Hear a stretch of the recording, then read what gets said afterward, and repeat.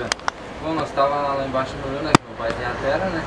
Aí nós estávamos com um piá que estava de moto, daí eu saí depois do Thiago que era atrás de mim. Daí eu parei na metade do caminho para tirar a chave da moto que estava atrás, que tinha quebrado. E naquilo o Thiago me passou, ele disse, ó, vou indo na frente. Eu disse, tá, vai indo, né?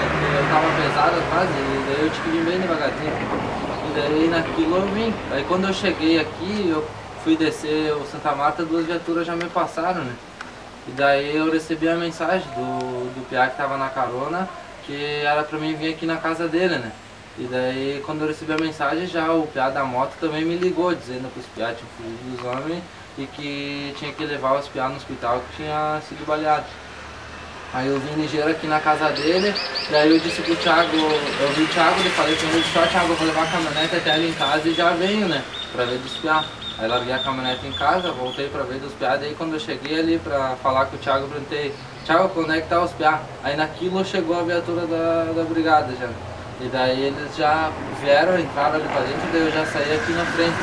Quando eu saí na frente eles já me deteram, botaram de joelho ali e foram atrás do Thiago. Daí pegaram o Thiago, mandaram o Thiago descer, botaram o Thiago no chão, algemaram ele e começaram a pedir da arma. E daí o Thiago dizia que não tinha arma, daí eles começaram a chutar ele, chutavam ele e pediam, cadê a arma, Thiago, cadê a arma? E o Thiago dizia, eu não tenho arma, não tenho arma nenhuma, nós não temos arma. E ele dizia, cadê a arma, Thiago? E chutavam ele, né? E ele dizia que não tinha nada. Aí depois eles vieram ali na frente, foram lá, viram que, daí abriram a florina lá atrás e viram que tinha os dois piá lá atrás baleados, né? E daí eles foram lá e perguntaram, aqueles dois piá baleados lá atrás. Aí o Thiago disse pra eles aí, foram vocês que balearam quando deram os tiros em nós.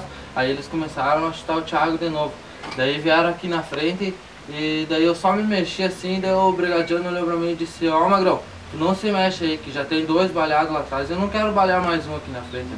Ah, daí tá louco. Daí fiquei eu acho que umas 2 horas aqui na frente ainda detido, né?